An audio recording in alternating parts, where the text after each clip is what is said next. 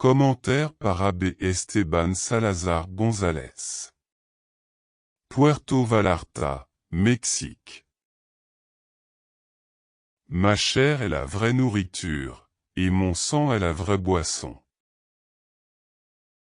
Aujourd'hui, la célébration du Corpus Christi nous donne l'occasion, d'une part, de valoriser et de rendre grâce pour le grand don qui nous est offert dans le sacrement de l'Eucharistie.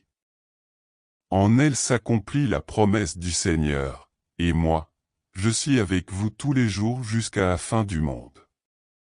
Cette présence sacramentelle commence lors de la dernière scène, lorsque Jésus rompt et partage son corps et son sang, un don qui devait se prolonger parce qu'au cours de ce même repas il leur confie aussi le pouvoir de continuer à le rendre présent. Faites cela en mémoire de moi. Saint Jean, dans son évangile, nous dit que chacun des signes accomplis par Jésus avait pour but d'éveiller et de fortifier la foi en lui. Saint Paul, quant à lui, souligne la très grande importance de la résurrection. Si le Christ n'est pas ressuscité, vide alors est notre foi. Mais cette foi doit être nourrie, et la meilleure manière d'y parvenir est de manger le corps même du Seigneur. Ma chair est la vraie nourriture.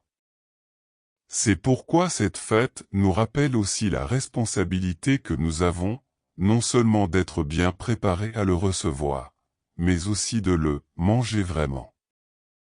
En effet, son corps nous donnera la vie dans la mesure où nous l'assimilerons.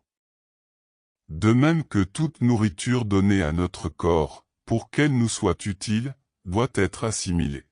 Ainsi le corps du Seigneur sera source de force et de vie dans la mesure où nous lui permettrons de faire partie de nous-mêmes.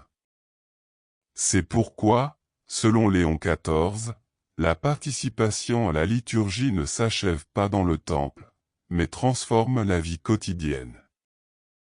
Autrement dit, notre communion avec le Seigneur, la Sainte Eucharistie, le Corpus Christi, sera réellement efficace en nous dans la mesure où notre vie deviendra un véritable signe pour que les autres croient.